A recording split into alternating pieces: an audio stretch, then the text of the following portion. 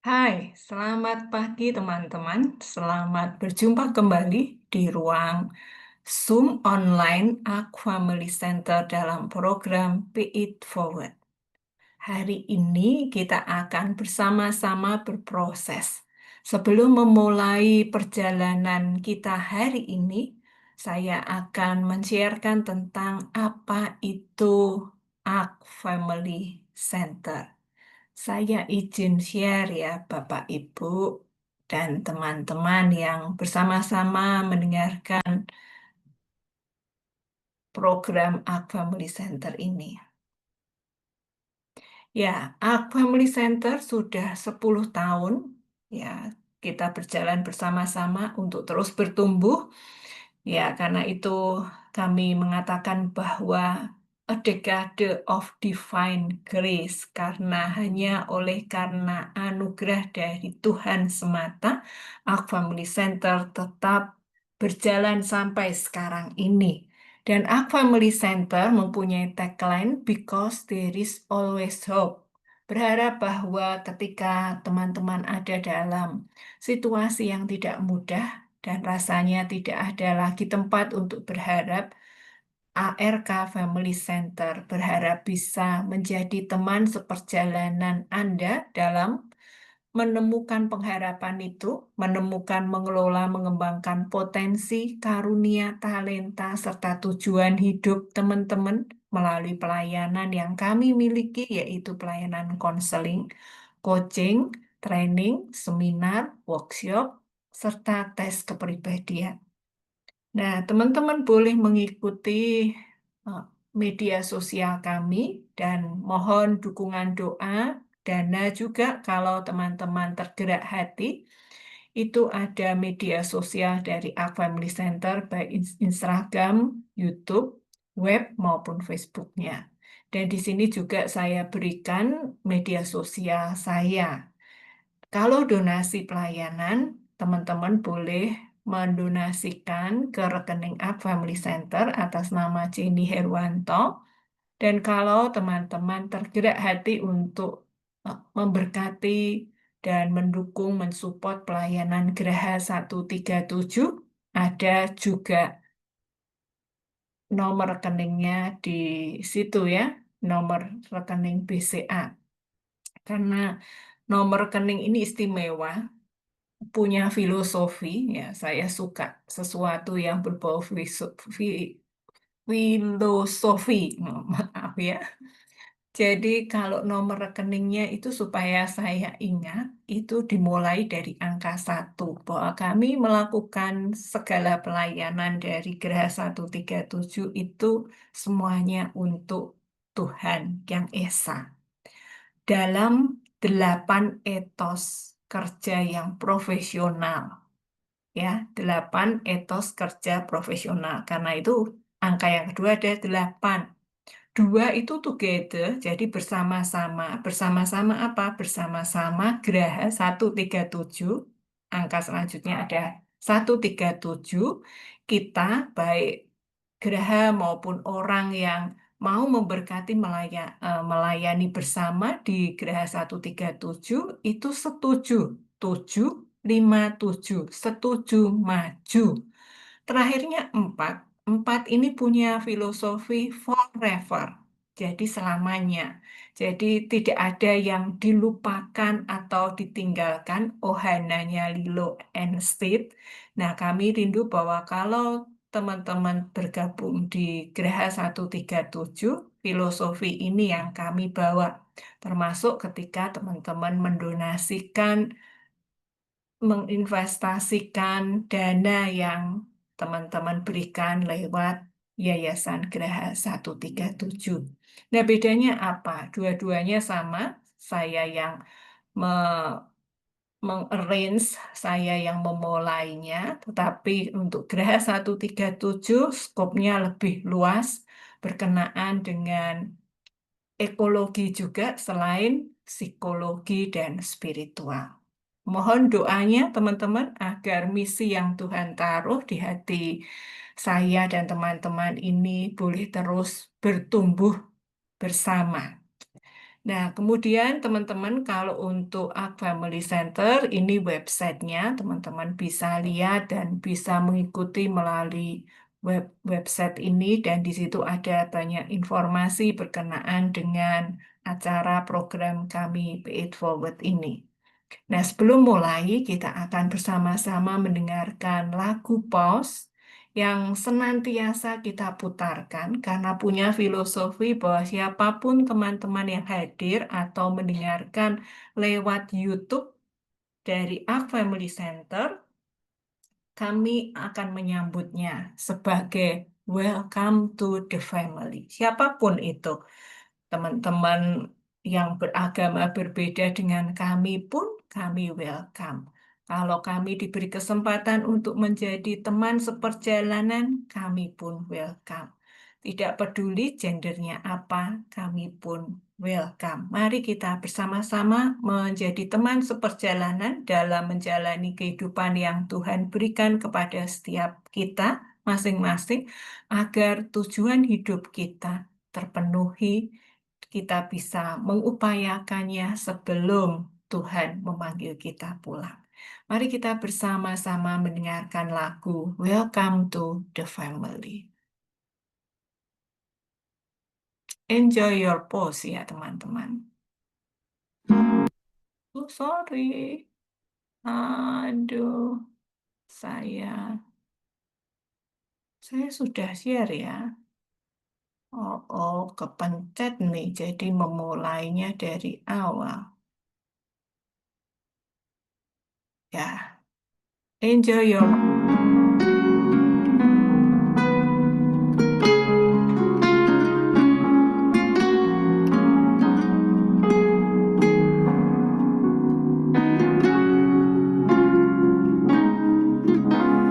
Welcome to the family.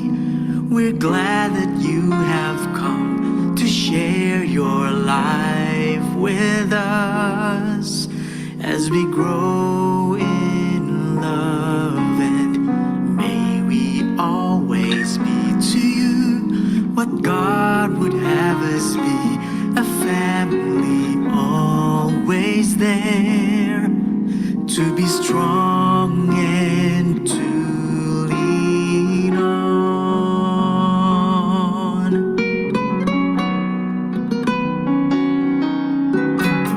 Welcome to the family. We're glad that you have come to share your life with us as we grow in love, and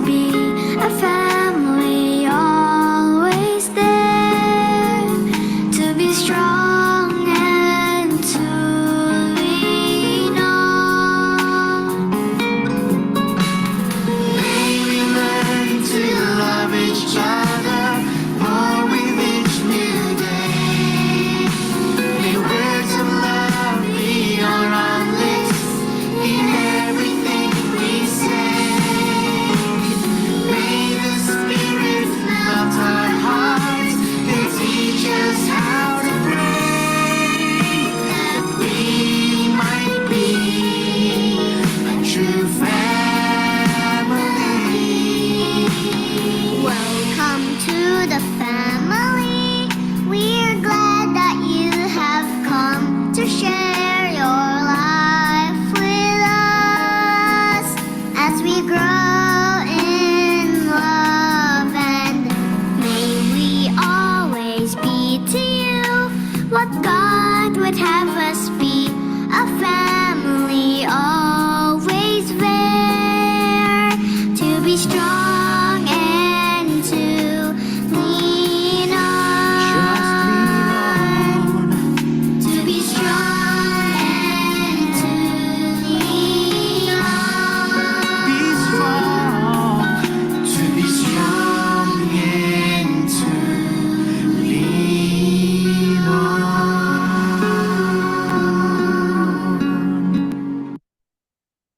Ya, welcome to the family, teman-teman yang mengikuti media sosial Ark Family Center lewat YouTube channel kami, Ark Family Center. Ya, saat ini kami sedang berada di Batu Petumpang. Kami sedang ada pelayanan. Let the family be the family. Itu layanan kami, baik untuk pasutri, parent, maupun teens. Oleh karena itu, kami memakai media sosial YouTube untuk men-sharekan Pay It Forward kita hari ini, supaya setiap Sabtu kita tetap bertemu. Dan saya mau menyapa teman-teman dari Radio Muria Jepara. Terima kasih untuk kerjasamanya dan kesetiaannya bekerja sama dengan Ark Family Center.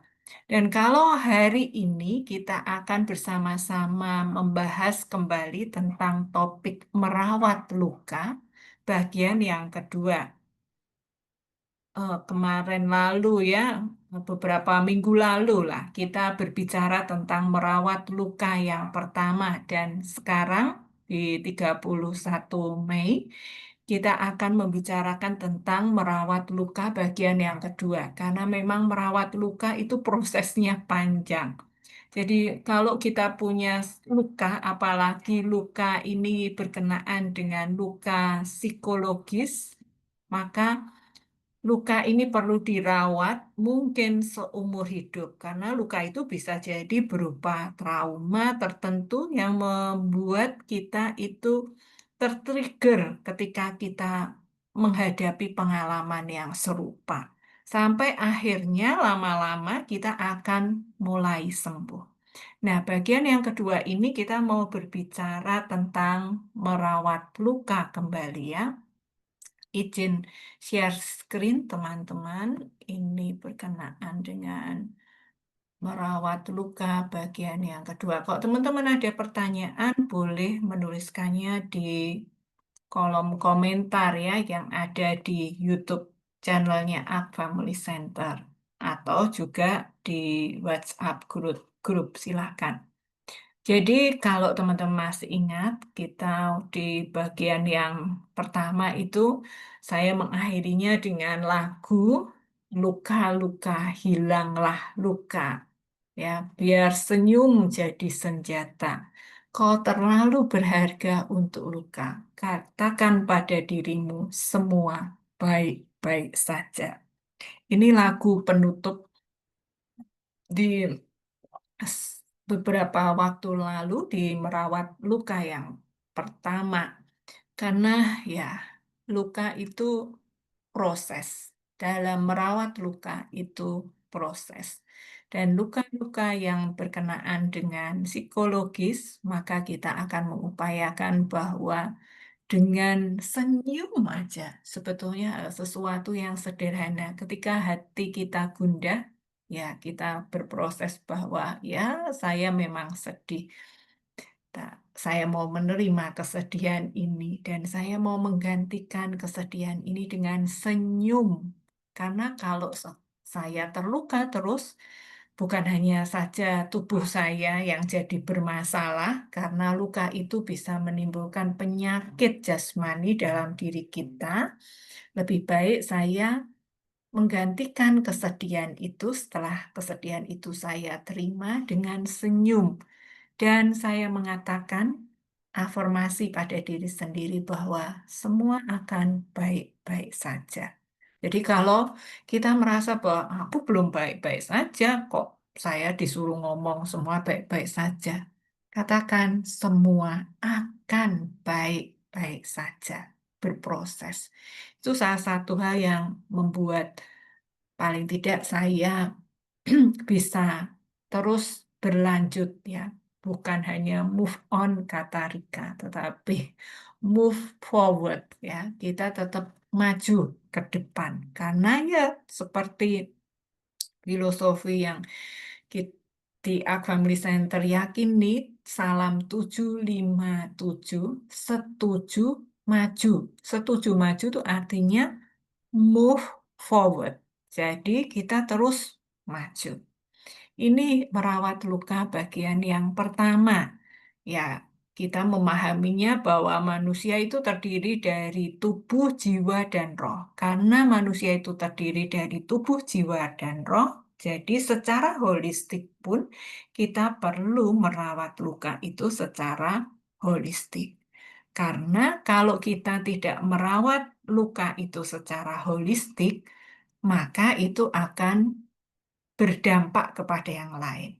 Misalnya saja, biasanya luka, maksudnya luka itu kan luka psikologis ya, entah pikirannya yang terluka, perasaannya terluka, bahkan luka yang berbentuk roh, bagaimana kita merasa terluka karena ketidakadilan yang kita alami, yang rasanya kenapa kok Tuhan membiarkan ini terjadi. Kita pikir itu tidak ada kaitannya dengan tubuh kita.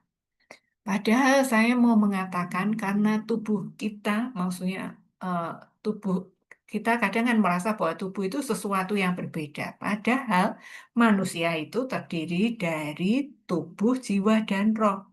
Jadi andai kata kita terluka, jiwa kita, pikiran dan perasaan kita itu jiwa, kemudian kita terluka secara roh, maka lambat laun tubuh kita pun mengalami luka dalam bentuk penyakit.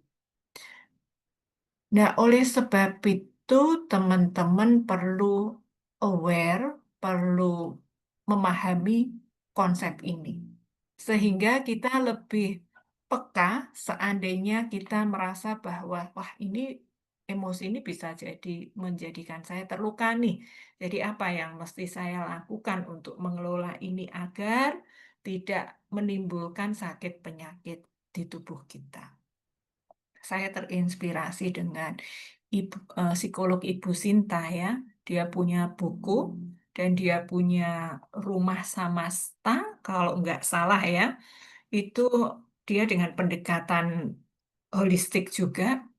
Dia mengatakan bahwa kalau kita sakit, kita perlu mendengarkan pesan cinta Tuhan melalui sakit-sakit kita. Jadi, ini membuktikan lagi tentang pemahaman saya bahwa sakit psikologis, sakit yang eh, karena spiritual, rohani, itu bisa berakibat buruk terhadap tubuh kita, menimbulkan penyakit yang ada dalam diri kita. Tentunya, kalau kita mengalami sakit secara tubuh, tidak secara tidak langsung itu juga akan mempengaruhi bagaimana cara kita berpikir, merasa, dan koneksi kita dengan Tuhan. Dan kadangkala itu juga menimbulkan luka dari sakit penyakit kita. Misalnya kalau kita didiagnosa penyakit yang berbahaya. Nah, itu juga akan mempengaruhi bagaimana kita merasa tidak adil loh Tuhan, kok Tuhan tidak menjaga saya ya sehingga saya mengalami sakit yang berbahaya ini. Atau kita juga merasa down, aduh saya tidak punya pengharapan lagi, itu secara jiwanya kita bisa seperti itu. Nah, karena itu saya hanya mau mengatakan bahwa kita itu sebagai manusia itu terdiri dari tubuh, jiwa, dan roh. Jadi kalau kita mau mengobati sakit penyakit kita perlu mengobati jiwa kita, dan kita perlu mengobati rohani kita. Demikian ya Bapak Ibu. Ya, kita lanjut berikutnya. Ciri-ciri orang yang terluka itu seperti apa? apa saya terluka, saya baik-baik saja, nggak ada masalah. Orang seringkali mengatakan begitu. Coba kita melihat diri kita masing-masing. Apakah saya itu mudah tersinggung? Mungkin bagi orang lain itu sesuatu yang sepele dan tidak jadi masalah, tapi bagi kita itu kita cepat banget tersinggung. Jadi ya, cepat banget tersinggung. Apa aja membuat kita itu tersinggung? Nah, hati-hati. Jangan-jangan ada luka yang belum kita rawat, belum kita pulihkan. Atau kita takut untuk ditolak. Kita takut kalau mau mengatakan sesuatu, jadi rasanya tidak bebas gitu. Sesuatu ada yang menahan saya sehingga saya tidak bisa bebas mengatakan sesuatu karena saya takut ditolak oleh orang lain. Ciri berikutnya adalah takut ditinggalkan. Karena merasa takut ditinggalkan, saya berusaha menjaga perasaan saya, pikiran saya, supaya saya tidak terlalu dekat dengan orang lain, tidak terlalu hangat dengan orang lain, karena saya takut kalau tiba-tiba ada konflik dan saya ditinggalkan oleh orang tersebut, padahal saya sudah terlanjur sayang nih pada orang tersebut. Nah, kalau kita pernah punya perasaan takut ditinggalkan, ya kita perlu memprosesnya. Yang berikutnya ada merasa diri nggak berharga. Jadi ada sesuatu hal yang pengalaman yang terjadi membuat kita itu merasa bahwa aku kan memang nggak berharga ya. Mungkin orang lain ya dihargai. Saya itu kan miskin, saya itu kan nggak bisa apa-apa. Ya, memang pendapat saya ya nggak perlu dihargai, nggak perlu didengarkan. Nah, kalau kita punya pemikiran atau perasaan seperti ini, itu merupakan ciri orang yang terluka. Sulit percaya kepada orang lain. Nggak gampang. Orang dekat dengan kita, tulus dengan kita. Tapi kita itu sudah bawaannya itu, dia punya maksud apa ya? Jangan-jangan dia mau memanipulasi saya. Wah, dia memang mulutnya manis, tapi aku tidak percaya. Padahal ini benar-benar teman kita atau orang ini benar-benar tulus sama kita, menolong kita tanpa pamrih, misalnya sudah teruji beberapa kali, berapa tahun misalnya, tapi tetap sulit percaya kepada orang tersebut. Jangan-jangan kita ada hal yang membuat kita terluka sehingga kita menjadi sulit untuk percaya kepada orang tersebut. Kemudian menutup diri secara emosional. Ini seperti yang sudah saya sampaikan di atas juga ya tadi. Karena takut ditolak, takut ditinggalkan. Karena, nanti kalau saya percaya pada orang ini, jangan-jangan saya dibohongin nih. Nah, lebih baik saya menutup diri secara emosional. Tidak mau terlalu dekat. Mohon maaf, saya minum dulu ya.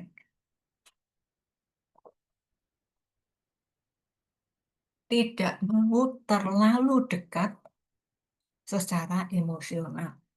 Karena kalau nanti terlalu dekat, sama seperti gelas, nah, kan gitu ya. Gelas itu kalau deket gitu kan bisa gampang pecah, gampang retak gitu. Nah, sama. Kalau saya deket sama orang dan saya terbuka secara emosional, berani curhat, berani jadi teman seperjalanan, sahabat, lebih dari teman, sahabat perjalanan, apapun diceritakan, takutnya nanti terjadi ketersinggungan, ada keretakan, konflik ya, jadi pecah. Saya nggak mau itu. Nanti membuat saya terluka. Jadi lebih baik saya jaga jarak, menutup diri secara emosional. Kalau teman-teman punya ciri-ciri yang disebutkan ini, maka ada indikasi bahwa kita punya luka yang belum kita kelola, belum kita rawat. Nah, bagaimana merawat luka? Hari ini, khusus hari ini, kita mau lebih memahami tentang awareness dan acceptance. Jadi luka itu kalau tidak disadari tidak bisa disembuhkan. Ini yang teman-teman perlu ingat betul. Kalau saya tadi dari ciri-ciri itu, saya ada satu yang belum masih ada dalam diri saya, berarti luka itu masih belum saya rawat, saya kelola, saya pulihkan. Nah, oleh sebab itu kita perlu langkah pertamanya adalah awareness dan acceptance. Kalau teman-teman mau tahu lebih detail tentang awareness dan acceptance, saya sudah pernah sharing tentang awareness dan acceptance ini di media sosial Ark Family Center. Teman-teman bisa melihat YouTube tersebut ya. Nah, saya mau mengatakan bahwa ini hal penting yang mendasar. Karena kalau kita itu nggak mau melihat luka kita, bahkan luka kita itu nggak mau, misalnya kayak luka fisik ya, kemudian karena keluar darah banyak gitu, nggak ada orang lain yang bisa membantu dan menolong, padahal kita itu takut ngeri lihat luka itu. Ya, bakal kita tidak bakal sembuh dan itu mungkin kita kalau darahnya mengalir terus menerus ya kita bisa kehabisan darah, bisa infeksi dan lain sebagainya, bahkan mungkin bisa me- me- merenggut nyawa kita juga gitu. Nah, pada saat kita sendirian, kita perlu melihat luka itu untuk bisa diobati, paling enggak ditahan supaya eh, pendarahannya itu berhenti, diupayakan sesuatu entah pakai es batu atau kita ambil mengikatnya dengan kain kenceng-kenceng supaya pendarahan tidak berlangsung terus-menerus. Tapi langkah pertama kan kita perlu melihat dan menyadari. Sama seperti luka psikologis atau spiritual. Kita perlu menyadari dulu. Ada luka apa sih yang membuat saya itu jadi mudah tersinggung, tidak bisa dekat dengan orang lain. Apa sih sebetulnya yang terjadi dalam diri saya? Karena itu perlu kita sadari.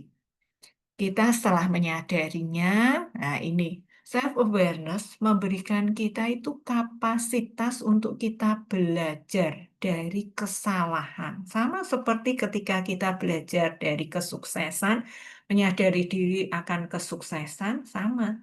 Kalau ada luka, ada kesalahan, ada sesuatu yang, aduh kok kayaknya berat gitu, membuat saya down gitu. Kita mencoba untuk menyadari apa sih sebetulnya yang terjadi, pengalaman apa sih yang membuat saya jadi merasa seperti ini. Dan itu kalau kita mulai menyadari diri, maka itu akan membantu pertumbuhan diri kita terus-menerus. Kita mengupayakan pertumbuhan dalam diri kita sendiri. Ini kata Lawrence Bosidi ya. Nah, teman-teman masih ingat teori dari Six Second berkenaan dengan kecerdasan emosi. Langkah pertama itu know yourself. Bagaimana kita mengetahui diri kita. Nah, pada waktu kita berusaha mengetahui diri kita perlu memberi nama dan mengerti emosi, feeling kita, perasaan kita.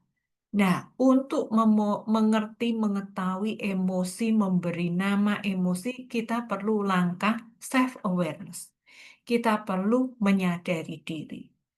Nah, untuk ini, untuk bisa kita secara akurat mengidentifikasi, menjelaskan perasaan, mood, serta kondisi yang terjadi dalam diri kita, baik tubuh, jiwa, dan roh kita, maka kita perlu punya kesadaran diri ini. Ketika kita menyadari, oh ya, perasaan saya itu marah, perasaan saya malu, perasaan saya cemas, perasaan saya takut. Apa peristiwanya? Kita tahu persis apa peristiwanya. Oh, saya kecewa karena harapan saya tidak terpenuhi. Jelas, Ketika saya punya harapan ini, ternyata begini begitu, sehingga saya mengalami kekecewaan. Jelas, nama perasaan tersebut jelas. Tapi kalau kita nggak menyadari emosi kita, misalnya kita mengatakannya biasa mengatakan, nggak tahu ya, perasaanku tuh pokoknya nggak enak gitu, nggak tahu, mau nggak nyaman aja. Nah, kalau ini tuh sama sekali abstrak, tidak konkret, tidak jelas. Oleh sebab itu, teman-teman perlu melatih terus-menerus. Tanpa latihan nggak bisa. Kita ikut training-training apa, kita mendengar dari YouTube apa saja, kalau kita tidak pernah berusaha untuk latihan, berhadapan dengan emosi perasaan kita, terutama perasaan dan emosi yang tidak menyenangkan ya. Kalau emosi perasaan yang menyenangkan sih itu mudah, tapi yang perasaan yang tidak menyenangkan, misalnya, oh ini tuh perasaannya kesepian ya, aku merasa ditinggalkan. Nah, kalau kita tidak mau menghadapi itu, maka akan sulit untuk kita bisa merawat luka yang terjadi dalam diri kita. Jadi, inilah pentingnya bahwa kalau kita punya kesadaran diri untuk kita bisa memberi nama dan mengerti dari mana asalnya perasaan-perasaan, emosi-emosi yang tidak menyenangkan itu muncul dalam pikiran dan perasaan kita. Nah, ini salah satu kompetensi yang perlu dimiliki dari kecerdasan emosi, emotional awareness dari EQM-nya Pak Anthony Dio Martin ya. Ini tentang penyadaran emosi dan penyadaran pola. Emosi yang muncul dalam diri kita seringkali itu berkenaan dengan pola yang berulang yang terjadi dalam kehidupan kita. Oleh sebab itu, kenapa kita perlu memahami inner child kita? Karena biasanya perasaan emosi yang sekarang ini ketika kita dewasa ini itu ada kaitannya dengan inner child kita. Kadangkala karena itu kita perlu melihat, menyadari pola-pola yang terjadi, pola kejadian, pengalaman yang terjadi dalam kehidupan kita, sembari kita mencoba melihat perasaan apa ya, emosi apa yang muncul, yang ada ketika saya mengalami pola-pola emosi tersebut. Contoh, saya jadi mengerti kok tiba-tiba saya bisa merasa kesepian, merasa sepi. Kenapa ya? Oh, saya ingat, saya ingat ketika saya kecil, ketika saya di rumah sendirian, ada rumah rumah kakek nenek saya cukup besar ya, dari jalan raya sampai jalan kampung gitu. Jadi pernah saya merasa sendirian dan kemudian saya bermain sendiri. Dan menariknya, anak kecil itu pada waktu sendirian dan bermain tuh sambil nyanyi. Nyanyinya sambil pura-pura apa? Ya, lagu masa kecil saya yang saya ingat itu ada aku sedih duduk sendiri gitu.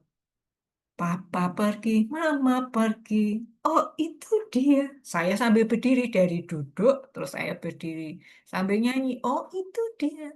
Mereka datang. Nah, itu saya praktekin memang. Tapi ternyata ya saya pikirkan ya itu anak-anak gitu dan saya kan bisa main pura-pura. Anak-anak sangat suka main pura-pura. Itu sesi lain ya tentang parenting ya. Tapi ternyata saya menyadari bahwa kenapa ya kalau sekarang misalnya suami pergi tugas, anak-anak pergi bekerja, dan saya pas sendirian di rumah kadangkala muncul perasaan sepi. Saya jadi tahu pola-pola yang saya perlu waspadai. Dan apa sumber dari emosi sepi itu? Mungkin itu bisa disebut lukanya secara konkretnya sepi. Itu karena apa? Oh, saya pernah waktu kecil saya merasa sepi, sedih karena ditinggal sendiri oleh papa mama saya. Nah, Itu membuat saya bisa lebih menerima emosi sepi itu, tapi saya tidak mau membiarkan emosi itu berlanjut terus. Jadi ya memang saya sadari, saya terima, saya berusaha menikmati rasa sepi itu. Nah, kemudian bagaimana saya mau menggantikan rasa sepi itu dengan sesuatu yang lainnya, perasaan yang lainnya atau aktivitas lainnya, pemikiran lainnya bahwa saya perlu mengerjakan ini itu, saya punya jadwal ini saya bisa gunakan waktu ini untuk me time saya. Nah, dengan kesadaran dan penerimaan itulah membuat saya bisa move forward. Nah, ini ya bagian emosional emotional acceptance. Ketika menerima, membuat saya percaya diri, membuat saya merasa diri berharga dan saya bisa empati. Empati terhadap apa? Oh ya, suami saya mesti bertugas karena itu menjadi tugasnya. Anak-anak perlu bekerja karena ya dengan bekerja bosnya juga senang, bisa dapat klien dan itu akan menghasilkan. Nah, itu membuat mereka juga sukacita. Saya perlu empati untuk melihat kepentingan mereka masing-masing. Nah, sembari itu saya membuat diri saya pun berharga bahwa saya ini bukan ditinggalkan. Mereka melakukan itu karena tugas. Nah, karena tugas, karena pekerjaan. Oleh sebab itu, ya saya merasa bahwa I am worthy. Saya berharga kok. Mereka akan tetap, maksudnya video call saya atau chatting saya. Itu bentuk perhatian mereka kepada saya. Saya berharga. Nah, melihatnya untuk positifnya, bukan karena sesuatu yang negatif. Ketika kita bisa menerima itu, maka kita bisa move forward. Nah, hal ini menjadi sesuatu kompetensi, saya mengatakan, kompetensi atau keterampilan hidup yang perlu kita miliki untuk kita merawat luka kita. Ya, ini ada dari Ilham Gunawan, saya kutipnya. Barangkali Tuhan menciptakan kopi di bumi ini agar kita semua tidak sendirian dalam menikmati kepahitan. Luka kalau tidak kita kelola, luka kalau tidak kita pulihkan, maka luka itu bisa menjadi kepahitan. Tapi di sini ya ini oleh Ilham Gunawan mengatakan bahwa orang tuh kan suka kopi ya, apalagi kopi pahit. Pencipta kopi biasanya lebih suka kopi pahit ketimbang kopi yang dengan ada susu atau coklatnya, gulanya kayak gitu. Enggak, lebih suka menikmati pahit sambil makan roti atau pisang goreng madu yang manis.